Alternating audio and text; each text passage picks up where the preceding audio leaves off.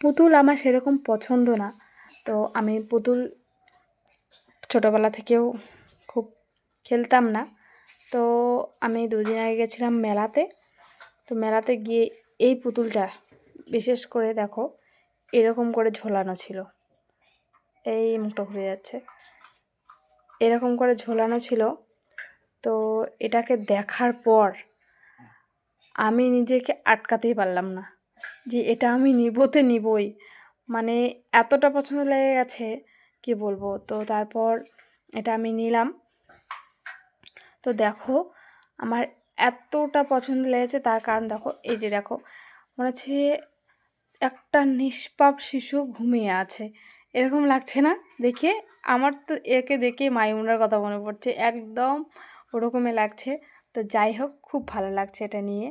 আর 2 ভাই বোনে তো কাড়াকাড়ি লেগে গেছে এটা নিয়ে। তো এটা তো আমি কাউকে দিব না, সাজিয়ে রাখবো ঘরে। খুব সুন্দর লাগছে।